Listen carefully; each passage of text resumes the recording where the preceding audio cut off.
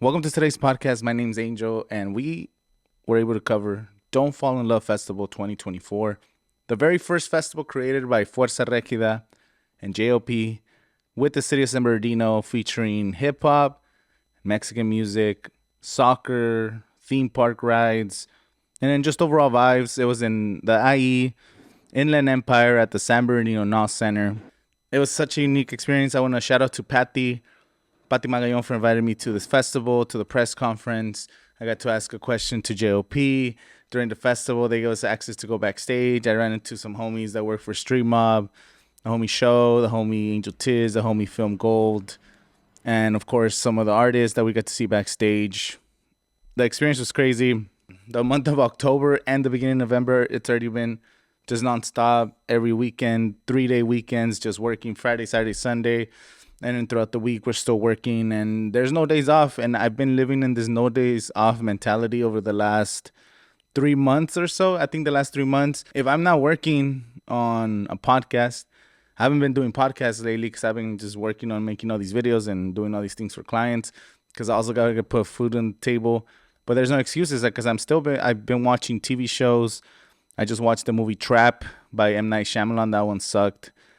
Don't watch that movie. It's the one about a concert where like there's a serial killer that goes to a concert and gets trapped. But the whole movie was the first half was okay, and then it just got worse and worse and worse, and the plot doesn't make any sense. But anyway, I still watch TV shows. I still watch movies.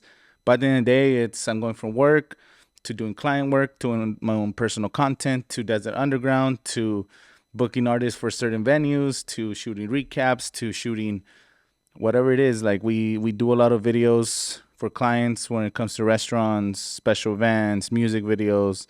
I'm hosting my own festival with Desert Underground, which we had a show in October.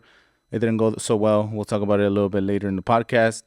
I'm just involved in so many different things because I want to be involved in so different. I don't have to be involved in a lot of these things because I'm not making a lot of money in the music. The music, it's an art form. I'm passionate about the music. I love working with artists and the music videos and the live events. I don't want to be hired as a videographer or a photographer because I know I've been offered to go on tour with an artist and I declined the offer because I didn't want, maybe it's the move, but I was not ready for that move. And I'm running a hotel company. I can't go on tour for 3 weeks. I have people that depend on me to find jobs and work for them in order for them to pay bills, to pay their rent, to have food on the table, for them to send money to their families. Like, I have to find work for these people, and they're calling me looking for work. And the economy these days have been terrible. I don't want to get into politics, but that's what's been going on. So I have a responsibility. I can't just do the fun stuff and leave with an artist for very little pay, but experience the tour life and have a good time. That sounds cool, but I know that's gonna come in the future, and I want to be able to take care of the responsibilities that I have now before I head on to the next phase. But it's a long. I'm looking at a 40-year journey. You know, this is not. It doesn't have to happen in the next 2 months, in the next 6 months, in the next 2 years. I'm looking at a 40-year plus bigger picture with everything that I'm doing now, because before I was so short-sighted of like, oh, it needs to happen now. It needs to happen by a certain time. Before I reach certain age, I need to make it. But that doesn't even mean anything. And then this year, outside of the breakthrough, because of all the videos that I've made and the Coachella content and this and that and the connections, I've been able to get into some pretty crazy rooms. You're surrounded by like these top artists and with some people that I don't even know what they do for a living, but they're like in these special rooms and they travel to all the major festivals and they do all these things. But I'm like, I'm already in the same room. I'm already surrounded by these people who have unlimited resources and they choose to be at these places. And in order for me to reach these people online, they'll never open my message. But now I get to talk to them and network and connect on a human level in these special rooms that you have to get in the room. There's a story of Britney Spears. She used to date before she went crazy. That's kind of sad that everything happened with Britney Spears. But she dated one of her dancers back in like 20 years ago. Some random backup dancer who probably just applied. He didn't even know he was going to work for Britney Spears, goes through the cycle, auditions, ends up being a dancer, and ends up dating like the number one star in the world because he was in the same room as Britney Spears, practicing with her, talking to her, being in the same room. It didn't really matter. He was in the same room and he was able to date her. And that's what it is. It's like you have to get in the room. You have to get in the room to just talk to people. And people love connecting in real life. Real life is still there. It's not all crazy like it is in social media. It's just social media is so fake, but the whole point of this is like you just have to get in the room. Then I realized I'm already in the room. Very little rooms, of course. There's a lot more rooms I'm not in, but in the music world, I'm getting in these rooms. I'm meeting these people, and then I'm like, oh shit, I'm already getting where I want to be. But also, there's no pressure of whatever happens. I'm already like, if I'm successful in the music industry, and I do whatever I want with the music, and I take it to whatever level I'm able to achieve, I'm gonna come back in like 20 years and then be in the same room that I'm in already. That's the shift I had. I'm like, what the fuck? I'm already getting here, and I haven't even started with this music stuff. So, okay, so some things are working, taking advantage of every opportunity, and it all came down to hard work. I know I need to be posting on TikTok more. I know I need to be doing more podcasts consistently. I know I need to be dropping more content on Instagram. And again, these are things I don't have to do. I could literally just disappear from social media, continue to work on my business, and have a good life. Working on social media, and these are opening more opportunities for me to grow more concerts. This year I've gone to so many concerts and festivals, and most of them I get invited or I get paid to go. This is pretty crazy to me sometimes. I'm just like, one concert, I'm like, cool, I don't have nothing going on, and then they hit me up like, you want to go to this festival? Okay, cool. You want to go to this private listening experience? Yeah, I'm down. And these things are opening up, and like I said, it's just because I work hard, and I feel like I'm not optimizing to the best of my abilities. I feel like I'm barely having that breakthrough. Like I said, I'm still struggling every day, but I'm just trying to figure out to stay more consistent and break through and just get further ahead into this 40-year journey. And again, it's 40 years.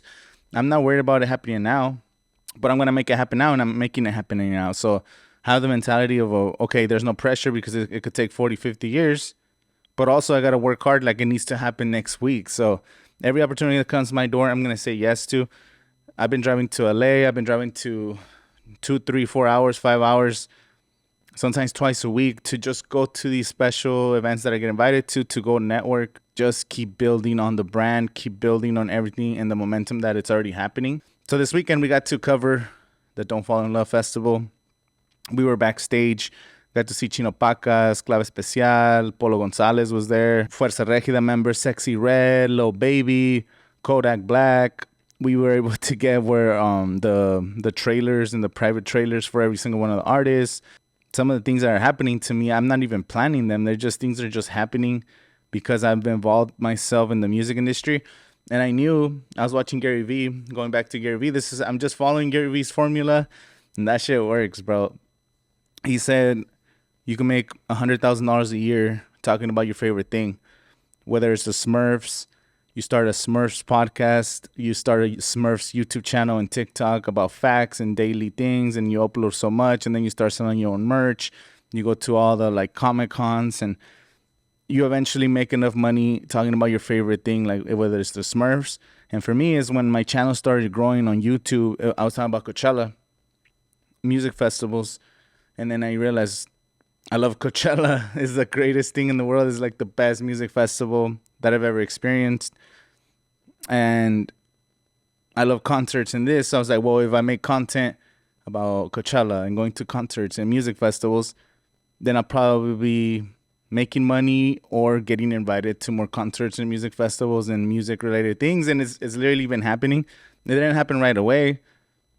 It's probably been 6 years, including the 2 COVID years, but this year was the first year that it's really taking off, and I got invited to so many festivals and concerts that I had never even conceived, and it just keeps, the doors keep opening more, and I am bringing in a lot of value when it comes to this, but that shit's working, bro.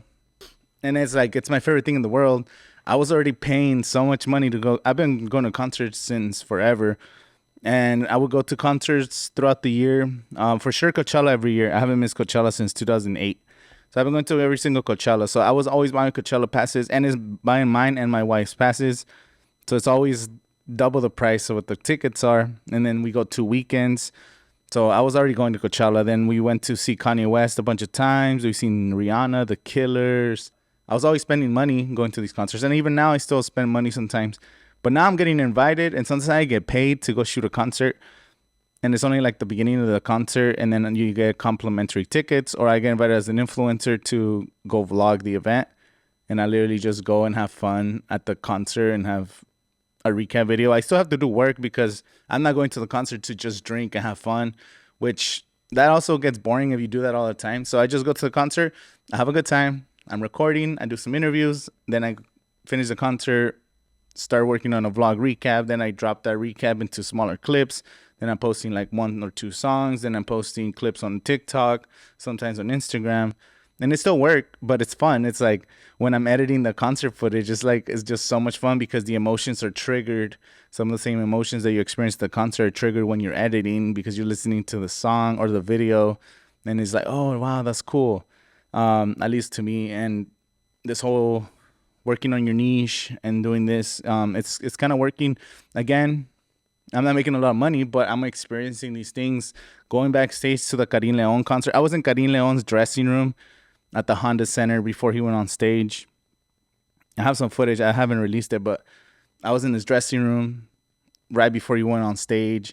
I was backstage when Sexy Red and Chino Pacas and all them for this festival. And it's like, whoa, like, sometimes it just feels surreal. Like, what am I even doing here, bro? But then, like, the same Gary Vee formula, going back to that shit, it's working.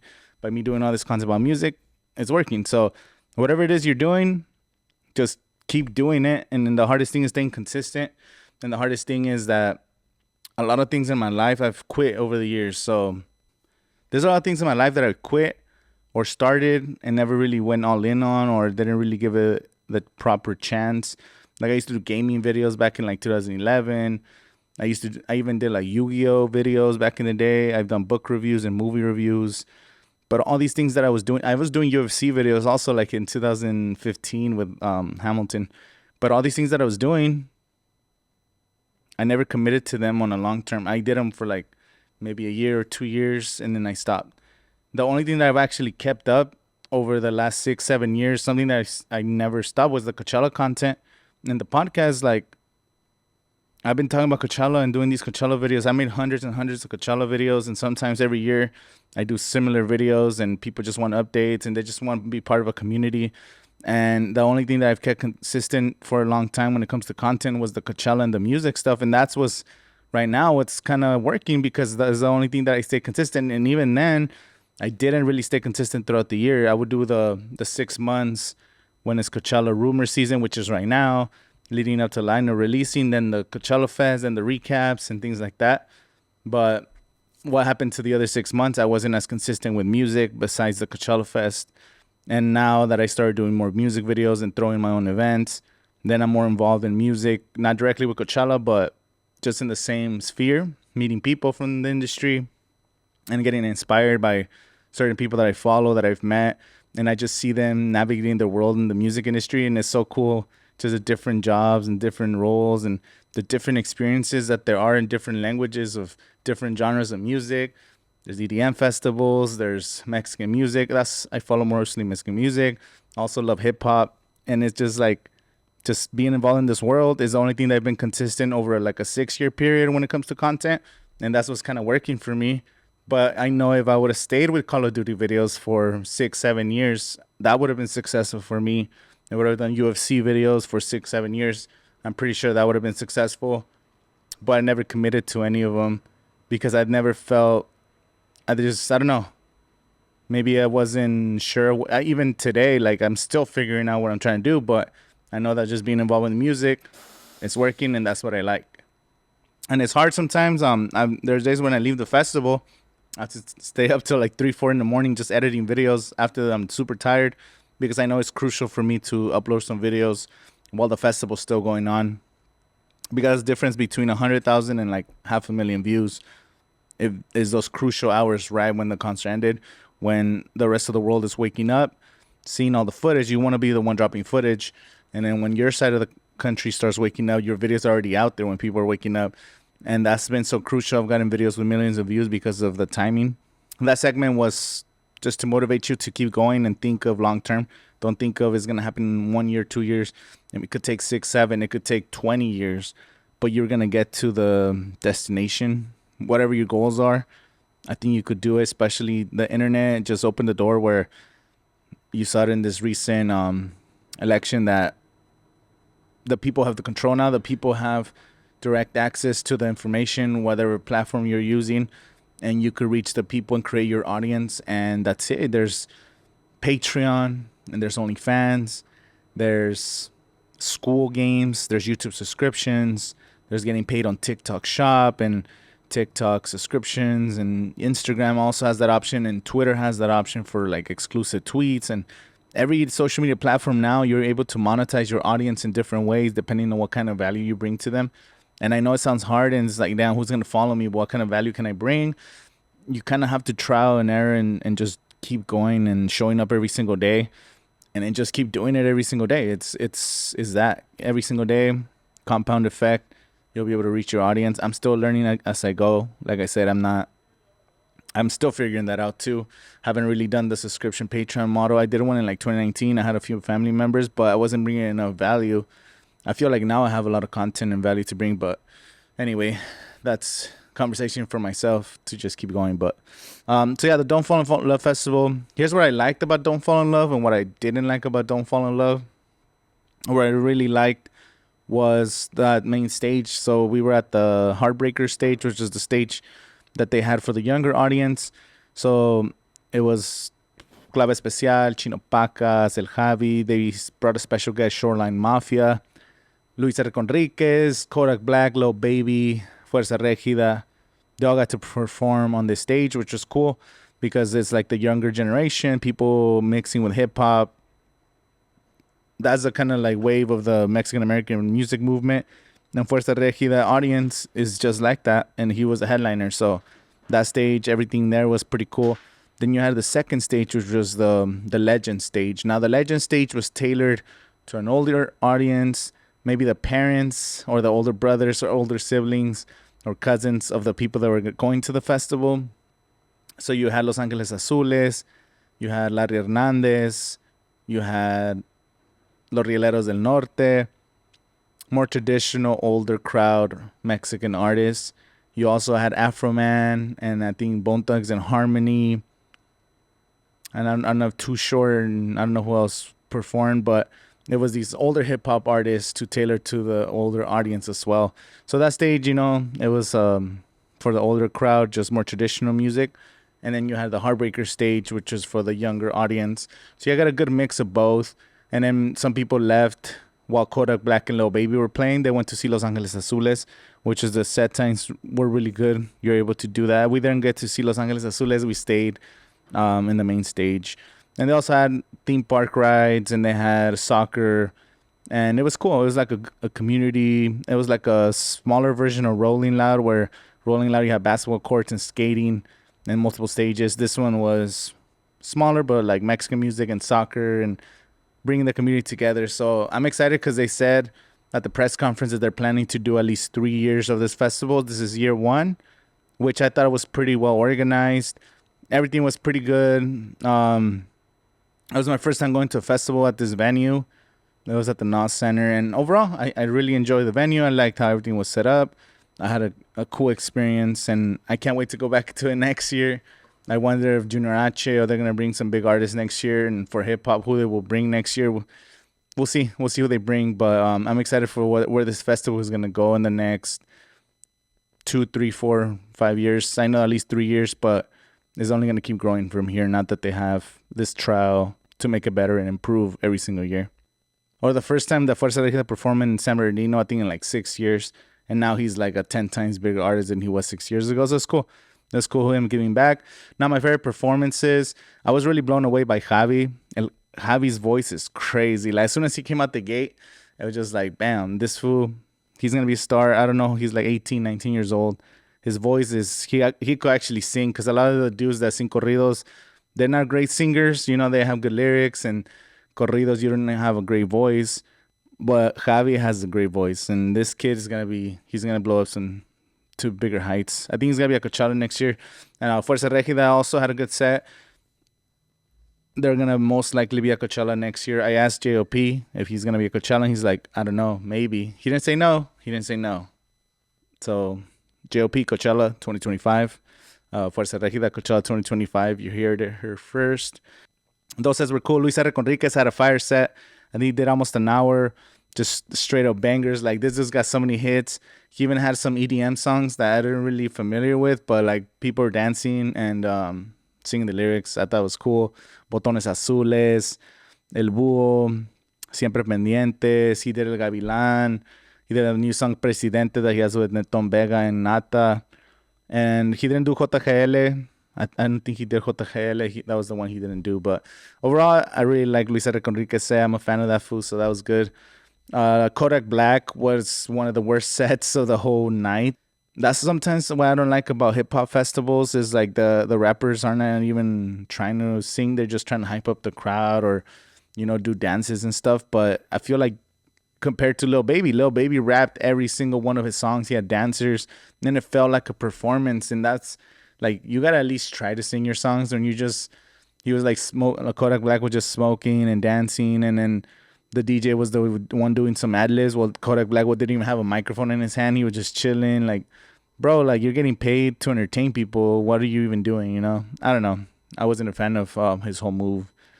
Kodak Black, really disappointed in his set. Not a huge fan of Chino Pacas when it comes to his music. He's okay.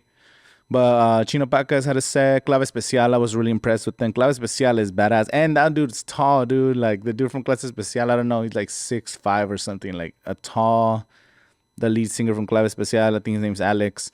Super tall dude. And super cool. I got him on a little interview with them after his performance. Those were cool. Sexy Red was sick. We got to see Sexy Red up front for the first few songs, and it was that kind of music that get the ratchet people going. I had a fun time watching Sexy Red. I wasn't a big fan of her music, but I knew a few songs. I was surprised how many songs of hers I knew, and it got the people going. The girls were going crazy. So Sexy Red was sick, and I didn't really get to see the other ones. I saw Los Rieleros del Norte for like 10-15 minutes. We went to the second stage to visit El Reaper Chicken, which was one of our homies. He was one of the vendors at the festival. We went to see him, and then we just stopped by Los Rieleros just to check out the second stage. It was half empty, to be honest, because everyone was waiting for Fuerza Regida on the other side. But, the people that were there dancing, I'm pretty sure it was good vibes. It was good vibes to be hanging out there. And overall, the festival, I like it one day. You get to experience all this music. The weather was pretty good. It was a little cold that night. It started raining, like sprinkling. It was very light, but it was good because it wasn't hot. It was just like a great weather, not windy. I don't know. Overall, I thought the festival, the whole setup was great on my personal experience. I don't know how other people experience the festival. I got there early, like around 3 or 2:30 p.m., so traffic was pretty light. I don't know what people's experience was like when they arrived late or whatever, but, I had a good time. Really impressed with everything. I wasn't a huge fan of Fuerza Regida's performance.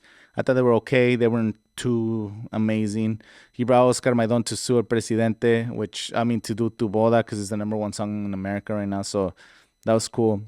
But overall, I wasn't really blown away with Fuerza Regida. That's like my fourth time seeing them.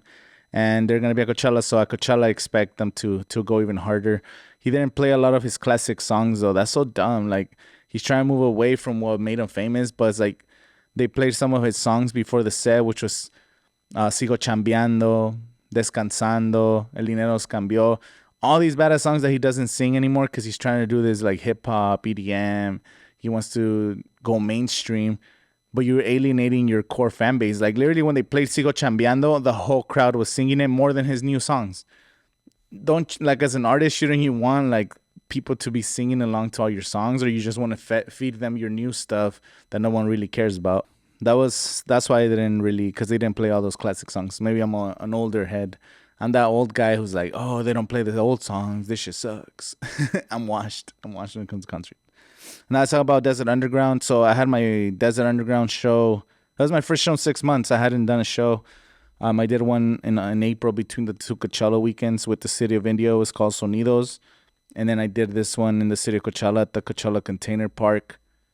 This one was just as Underground Halloween. This is my third year doing a Halloween show. The last 2 years, we had a pretty packed house at a warehouse in Indio.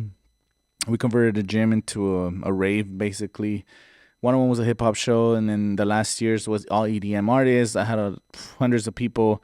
It was pretty cool. So this one, I expected a bigger turnout. Our content was doing pretty well. We reached like almost 300,000 impressions to our Instagram account within like a month of just organic content. I didn't even run any ads. It was just literally me posting organic content. I gave away so many free passes to these artists. Like there was probably like 80 something people on the guest list that I told the artists, let me know how many people, how many friends and family, your girlfriends, whoever. I'll add you to the list. Just come because we're going to be recording your sets. And we gave away, like I said, 80 plus guest passes for free. Just come in. Maybe like 20 of those guests actually showed up. So it's like, how are you performing? How do you want to be an artist? And you're getting free tickets and you can't even get your friends and family to come watch your set. Someone that works in the industry that's way more experienced than I am told me that your festival and your event is 70% of it is going to sell on the artists that are performing. It doesn't matter how good your marketing is. People are not going to go out unless they like or they want to see that artist. So maybe the artists that I selected, people didn't come out to see them. People didn't invite people. The artists that were there, we got their sets recorded. We had the people that were there had a good time. It was a long, hot day. It was like the hottest day in October that whole week. It was 100 degrees. I had sets starting at 2 and 3 and 4 p.m. That was 100 degrees outside. We were getting cooked. I got sunburned by like 6 p.m. I was super dehydrated. We did a 12-hour event, 12 hours, 11 artists, 12 hours of music. That I messed up a lot on the marketing side, not getting enough vendors, enough communication to get all the vendors on site. I could have had more food vendors, and just having involving more people gets more people to go to the events. And again, I definitely messed up a lot, and I didn't get the turnout that I wanted.